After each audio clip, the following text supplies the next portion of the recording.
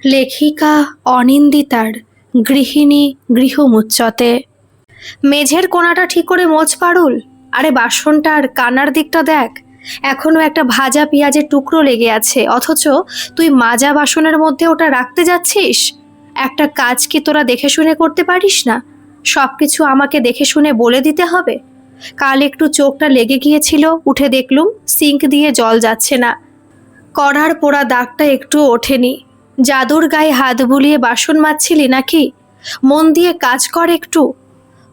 উত্তর দিল না পারুল। এক মনে ঘস ঘস করে সে বাসন মেজে চলেছে।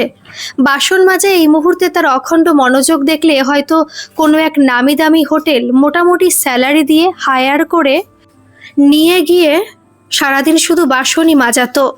অতিথি অভাগ্যতদের কম বাসন তো পড়ে না প্রতিদিন। ওপেন কিচেন থেকে ভেসে আসা খিচির মিচির শুনে বিরক্তিতে মুখ কুঁচকালো আহিলি। এই সবে ঘুম থেকে উঠে ল্যাপটপ নিয়ে বসলো কাজ করবে বলে, তার মধ্যে ভদ্রমহিলা খিচখিচ শুরু। নিজে হাতে ভদ্রমহিলা তেমন কিছুই করেন না সংসারের জন্য, সব কাজের জন্যই লোক আছে। তবু প্রতিদিন সকাল হতে না হতে এমন ভান করেন যেন তিনি না থাকলে এই সংসার অচল। ছোটবেলায় স্কুলের দিনগুলোয় অবশ্য টিফিনটুকু বানিয়ে দিত, মন্দ লাগতো না খেতে। কিন্তু হাই স্কুলে ফেয়ার প্রাইস ক্যান্টিন থাকার ফলে সে চেষ্টা করত ওখানেই খেয়ে নিতে। এখন অবশ্য অফিসে খায়, যদিও মা রোজই সাধে খাবার নিয়ে যেতে। কিন্তু দরকার কি? মাল্টি ন্যাশনাল কোম্পানির অফিসে রীতিমতো কায়দায় বুফে লাঞ্চ দেয়, বিলকুল ফ্রিতে। জিভের তুষ্টি, শরীরের পুষ্টি একসঙ্গে হয়ে যায়। সাবানটা ভিজিয়ে রেখেছি মান্দা, একটু ঘষে ঘষে কাচো। দরকার হলে ব্রাশ ব্যবহার করো, ময়লাগুলো যেন ওঠে। এমন জাদুর গায়ে হাত বোলানোর মতো করে রগড়ালে কোনো দাগই তো উঠবে না। কতবার বলি নিজে ঘষতে অসুবিধা হলে মেশিনে দাও, দরকার হলে মেশিনের সুপার ওয়াশ মোড অন করাটা আমার কাছ থেকে দেখে নাও। কিন্তু তোমার মুখে খালি একই কথা, হাতে কাচতে সুবিধা হয় গো বৌদিদি। শেখার ইচ্ছে না থাকলে হয় কখনো? ছাদের দড়িতে জামা কাপড়গুলো দেখে শুনে মেলবে কিন্তু। কাল থেপলির ডিজাইনটার টপ তারে কিভাবে পেঁচিয়ে গিয়েছিল, অনেক কষ্টে উদ্ধার করেছি। নষ্ট হলে তোমার আর কি, মেয়ে চেঁচাবে আমার ওপর। তুমি পারো বটে বৌদি, এই পাড়াতেই 3-4 বাড়ি কাজ করি, তোমার মতো টিকটিক কেউ করে না। কাজ কি আমি মন দিয়ে করি বলো? তবু তুমি কিছুতেই। ওরও মনে হয় রে, অন্যের বাড়ির কাজটা নিজের বাড়ির মতো যত্ন নিয়ে করলেই হয়, কিন্তু সে কি তোমরা করবে? তাহলে তো আমাদের এনার্জি খানিক বাঁচে। গম্ভীর মুখে দাঁড়িয়ে থাকেন সুচিস্মিতা। না থেকে উপায় আছে? দাগ থাকলে বাবা মেয়ে দুজনের মুখই গম্ভীর হয়ে যাবে। কেটে কেটে বলবে, নিজেকে তো আর বাইরে বেরোতে হয় না রোজ। পরিষ্কার গুরুত্ব তুমি কি বুঝবে? ল্যাপটপে মুখ গুজে আপন মনেই বলে ওঠে আহেলি। অসহ্য, সবসময় কারো না কারোর পেছনে লেগে আছে। এদের একজন যদি একদিন সময় না আসে তখন আর দেখতে হবে না। কাজের ফাঁকে চেঁচিয়ে ভদ্রমহিলা বাড়ি মাথায় তুলে ফেলবেন। সন্ধেবেলা দীপ্তেশ বাবু ফিরলে বাবার সঙ্গে টিফিনে এগ চাউমিন খেতে খেতে আদুরে গলায় বলল আহেলি, দেখে শুনে একটা বউ খুঁজে এনেছিলে বটে, কাজ তো একটাও ঠিক মতো পারে না, কেবল লোকের খুঁত ধরতে পারে। সকাল থেকে যা খিটখিট করে না, তুমি জাস্ট ভাবতে পারবে না। আসলে কি বলো তো থেপলি, বাড়িতে সারাদিন বসে শুয়ে থাকে তো, রোজ সকালে ব্যাগ গুছিয়ে বেরোতে হলে অত এনার্জি থাকতো না। অলস হাতে চাউমিন মুখে দেন দীপ্তেশ। আসলে কাজকর্ম না থাকলে যা হয়, কিছু একটা নিয়ে তো মেতে থাকতে হবে। ওদের নিয়েই তোর মা জননী মেতে আছে। বাবা মেয়ের ইচ্ছে আজ রাতে ডিনারে এগ বিরিয়ানি খাবে, তারই প্রস্তুতিতে আলুতে মশলা মাখানো চলছিল ওপেন কিচেনে। কিন্তু বাপ মেয়ের কথোপকথন শুনে চুপচাপ আর থাকতে পারলেন না সুচিস্মিতা। সামনে এসে সামান্য হেসে বললেন, তোর বুঝি মনে হয় আমি অকারণে খিটখিট করি? তা নয় তো কি, মেয়ের হয়ে উত্তর দেন দীপ্তেশ। লোক ছাড়া তো একটা দিনও চলে না। সেদিন আবার বলছিলে ডাস্টিংয়ের জন্য একজনকে বললে ভালো হয়, অথচ সব সময় শুনি তাদের ওপর তুমি খিটখিট করো। হঠাৎ করে কাজ ছেড়ে দিলে তখন একা তো কিছুই সামলাতে পারবে না, শুধু চিৎকার চেঁচামেচি করে বাড়ি মাথায় তুলবে। পারবো না হয়তো সব কিছু একলা একলা করা মুশকিল, কিন্তু এই সমস্ত কর্মসহায়িকাদের তদারক করা বা সুপারভাইজ করাটাও কিন্তু একটা মস্ত কাজ। সেটা করতে সময় এনার্জি দুই লাগে। কি অবস্থা! শেষে কিনা খোদার ওপর খোদকারি। হো হো করে হেসে ওঠেন দীপ্তেশ। আর কত কি যে শুনতে পাবি তোর মায়ের মুখে। বাবার হাসিতে যোগ দেয় আহিলিও। মুখ টিপে কি যেন একটা ভাবেন সুচিস্মিতা। তারপর ফিরে যান তার চেনা জায়গা, রান্নাঘরে। দিনের পর দিন ওই রকম এক সান্ধ্য আসর। তবে এবারের খাবারের বদল ঘটেছে। চাউমিনের বদলে ফ্রেঞ্চ টোস্ট। খাওয়ার ফাঁকে বাপ মেয়ের খুনসুটি চলছিল। মূর্তিমান ধূমকেতুর মতো উপস্থিত হয়ে সুচিস্মিতা বলে ওঠেন, স্কুলবেলার বন্ধুরা মিলে পরিকল্পনা করেছে জীবন সায়ান্নে সিকিম যাবে। আমিও রাজি হয়ে গেছি। বাড়ির সব কাজেরই তো লোক রয়েছে, অসুবিধা কী বা আছে আমার। মাত্র একটা সপ্তাহের ব্যাপার, তোমরা বাবা মেয়ে দিব্যি সামলে নিতে পারবে। সে ভরসা আছে আমার। যাই গুছিয়ে নিই, কয়েকটা ভালো দেখে শীত পোশাক নিতে হবে সঙ্গে। তন্দ্রা রিলস বানাবে বলেছে। এই আকাশে আমার মুক্তি আলোয় আলোয়। গুনগুন করতে করতে তিনি ঘরের দিকে চলে যান। কিছু একটা বলতে চাইছিলেন দীপ্তেশ, চোখের ইশারায় তাকে নিরস্ত করলো আহেলি। কাঁটায় গেথে ফ্রেঞ্চ টোস্ট মুখের সামনে ধরলো। যেতে চাইছে যাক না, আপত্তি করছো কেন? কটা দিন বাড়িটা অন্তত শান্ত থাকবে। ছাদে কাক ছিল, আরাম করে বসতে পারবে। তুমি আর না করো না বাবা, সাহায্যকারিনী দিদিরা তো রয়েইছে, দিব্যি সামলে নেব দুজনে।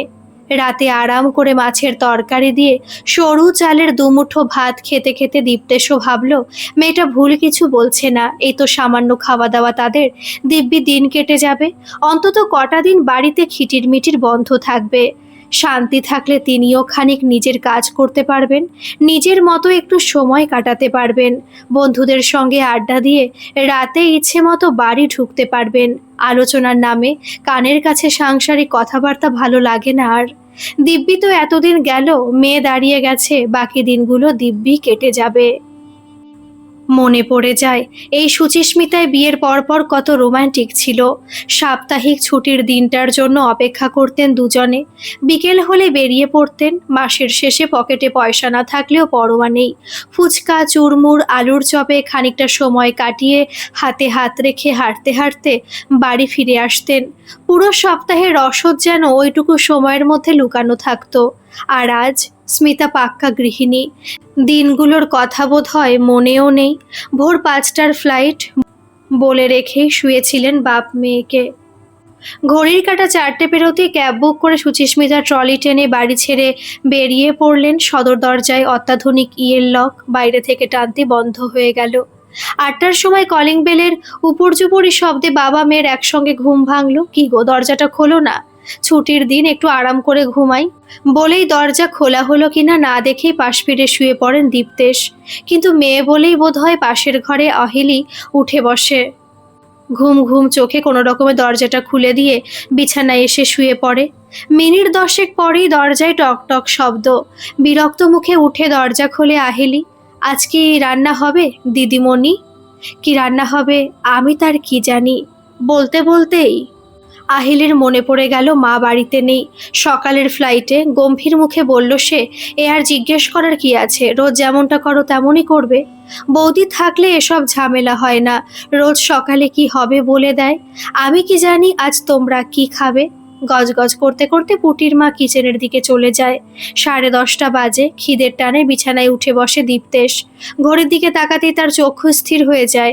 এই সময়ের মধ্যে ফ্রেশ হয়ে ইস্ত্রি করা পোশাক পরে অফিসের জন্য দিব্যি রেডি হয়ে যান। ভাগ্যিস আজ ছুটির দিন, নইলে তৈরি হয়ে যেতে যেতে 12টা বেজে যেত। কিন্তু স্মিতাটাকে ডাকলো না কেন? রোজ সকালে তো সে ঠিক তাকে। ভাবতে ভাবতে মনে পড়লো স্মিতা তো আজ ভোরের ফ্লাইটেই। ফ্রেশ হতে হতেই 11টা। ডাইনিংয়ে এসে দেখলেন খাবার দাবার সব সাজিয়ে ঢাকা দেওয়া রয়েছে। সামনে ভ্যাবাচাকা মুখে বসে আছে আহেলি। বাবাকে দেখে ঠোঁট দু ফাঁক হলো, কিন্তু কিছু বলল না। দীপ্তেশ দরাজ গলায় বললেন, কি হলো? একেবারে চুপচাপ হয়ে গেছিস যে? ব্রেকফাস্টটা দে দেখি, পেটে ছুঁচো দৌড়চ্ছে। ব্রেকফাস্ট তো হয়নি বাবা। সে কি রে, পুটির মা আসেনি সকাল সকাল? ওর তো 8টায় ডিউটি। এসেছিল, কিন্তু রান্নার ডিপার্টমেন্ট তো মায়ের। কি করে জানবো আজ কি কি রান্না হবে? তাই বলেছিলাম নিজের মতো করে করতে। করেছে দুপুরে রান্নাটুকু, কিন্তু ওই সকালের খাওয়ার জন্য কিছু বানায়নি। আসলে মা বলেই কথাটা গিলে নেয় আহিলি। আজকের আগে কে জানতো কিচেনে অন্য কেউ রান্না করলেও নিজেকে এত কিছু মনে রাখতে হয়। তাহলে কি করবি? দুধ কর্নফ্লেক্স খাবি? সসপ্যানে দুধ বসিয়ে দিই। ভাবছি নতুন ফুড জয়েন্টটা থেকে দুজনের জন্য ম্যাগি অর্ডার করে দিই। একদিন খেয়েছিলাম, বেশ টেস্টি। ছুটির সকালে আর দুধ কর্নফ্লেক্স খেতে ইচ্ছে করছে না, তাই দে, আমি বরং একটু আরাম করে টিভি দেখি। একটা নতুন ওয়েব সিরিজ দেখবো ভাবছিলাম, কিন্তু সময়ের হয় না। আজ বাড়ি ফাঁকা, জমিয়ে বসে। ঠিক তখনই আবার কলিং বেল বেজে উঠল। আবার কে এলো? আহিলির গলায় বিরক্তির সুর। সকাল থেকে বাড়িতে কি লোক এসেই চলে? দরজা খুলতেই খড়খড়ে গলায় মান্দা বলে উঠল, কি কি কাচতে হবে তাড়াতাড়ি দিয়ে দাও দেখি, আমার কিন্তু অত সময় নেই। ব্যানার্জি দাদের বাড়ি যেতে হবে বাসন মাজতে। পরক্ষণে চারপাশে তাকিয়ে অবাক গলায় বলল, বৌদিমণি বাড়ি নেই বুঝি? তাহলে কি আজ কাচতে হবে না? মেয়ে মেজাজের পাড়া যে চড়ে আছে। গলার স্বরে বিলকুল মালুম পেয়েছেন দীপ্তেশ। এখন যদি মান্দাকে চলে যেতে বলে, করার কিছু থাকবে না। তিরিং করে লাফিয়ে ওঠেন, কাচতে হবে না বললেই হলো। বৌদি নেই তো কি হয়েছে, আমি তো আছি। সোমবার থেকে অফিস, এই সপ্তাহে দুটো গুরুত্বপূর্ণ মিটিং আছে। চলো দেখিয়ে দিচ্ছি আজ কি কি কাচতে হবে। বাবার পিছু পিছু গেল আহিলিও। চলুন, অপ্রসন্ন মুখে বলে মান্দা। ভেবেছিল বৌদি নেই যখন আজকের দিনটা কাচার থেকে রেহাই, কিন্তু এরা সেটা করতে দিলে তো? মেয়ে বলেই বোধহয় আহিলির চোখে পড়ে গেল ব্যাপারটা। নিশ্চিন্ত মুখে বলে উঠল, চিন্তা নেই বাপি, আমাদের কিছু খুঁজতে হবে না। এই তো এই লন্ড্রি ব্যাগটায় কাচার জিনিসপত্র সব মা গুছিয়ে রেখে গেছে। মান্দা দিয়ে এই কটা কাচলেই হবে, দাগগুলো যেন ওঠে ঠিক মতো। সাবানে কাচার পর ডেটলে ডুবিয়ে নেবে একবার, বলেই অবাক হয়ে যায় আহিলি। মাও রোজ এভাবেই বলে না? তুইও যে দেখছি তোর মায়ের মতো। বলতে গিয়েও থমকে যান দীপ্তেশ। যার অভাবে কিছুই আটকাবে না বলে মনে হয়েছিল, একটা বেলার মধ্যে তার অভাব প্রতি পদে পদে অনুভূত হচ্ছে কেন? তবে কি শাস্ত্রেই ঠিক বলে, গৃহিণী গৃহমুচ্যতে? পল্টুর মা রান্না করা প্রায় অখাদ্য খাবারগুলো দুপুরবেলা যা হোক করে গলা দিয়ে নামানোর পর বাপ মেয়ে দুজনে চুপচাপ সোফায় বসেছিল। কেউ কারোর দিকে তাকাচ্ছিল না পর্যন্ত। শেষ পর্যন্ত নীরবতা ভেঙে আহিলি বলে উঠল, পল্টুর মা যে এমন অখাদ্য রাধে, খেতে বসে বুঝতে পারিনি তো কখনো। এই জন্যই মা তদারকি করে, এই তদারকিতে রান্না সুস্বাদু হয়। বুঝলে বাবা, রাতে দুজনের জন্য বিরিয়ানি অর্ডার করে দিচ্ছি। পল্টুর মা যদি রুটি করতে আসে বাড়ি পাঠিয়ে দিও, ও জিনিস গলা দিয়ে নামবে না।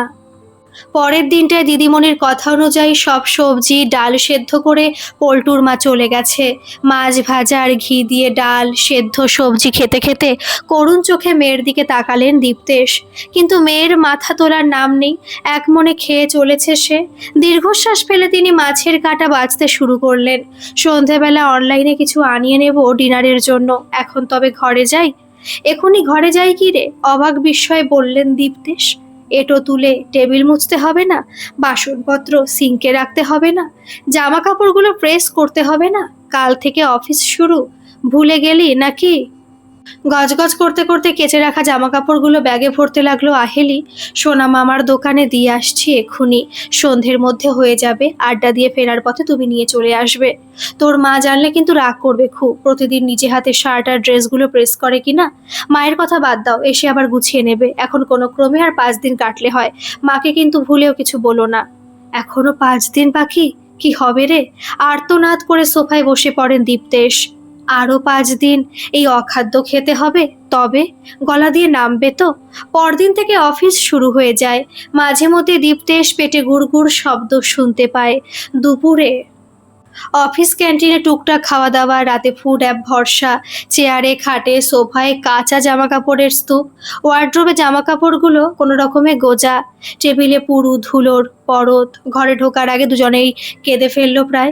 আর সন্ধেবেলা অফিস থেকে ফেরার পথে কেনা ঝালমুড়ি দুজনের জন্য বাটিতে ভাগ করে দিয়ে আহেলি হাসি মুখে বলল, বাবা কাল কি বলো তো?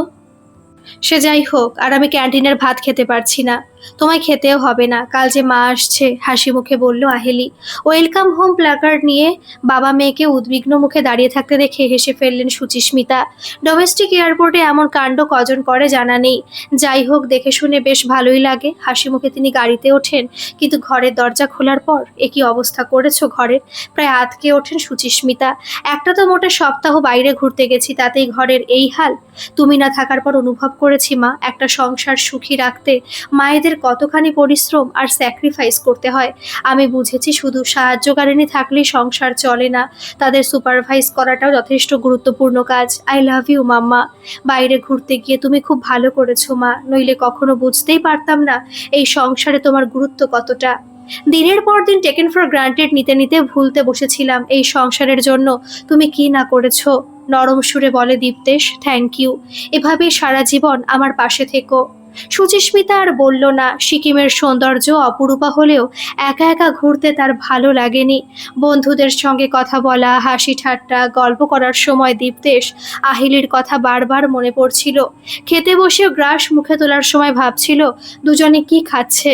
মাঝে মধ্যে ভাবছিল তাকে ছেড়ে বাবা মেয়ে দিব্যি আনন্দে আছে, মজায় আছে, কিন্তু এখন দেখা যাচ্ছে মুদ্রার উল্টো পিঠও এক হয়েছে। এবার বলো দেখি, ঘরের অবস্থা এরকম হওয়ার কারণ কি? আমায় বাড়িতে না দেখে এই কদিন দেদার ফাঁকি দিয়েছে বোধহয়। আহা, সেসব কথা পরে হবে, আগে একটু ভালো মন্দ রাঁধো তো দেখি। কতদিন ভালো মন্দ কিছু পেটে পড়েনি। তুমি এসে গেছো, এবার নিশ্চিন্তি, বলে ওঠে দীপ্তেশ। চিংড়ির মালাইকারির মন মাতানো গন্ধে আকুল হয়ে টিভি দেখা ফেলে পেছন থেকে সুচিস্মিতাকে জড়িয়ে ধরে দীপ্তেশ। এই জন্যই বলে গৃহিণী গৃহমুচ্যতে। আজকের এই গল্পটি কেমন লাগলো অবশ্যই কমেন্ট করে জানাবেন, আর ভালো লাগলে একটা সাবস্ক্রাইব করে আমার পাশে থাকবেন। ধন্যবাদ।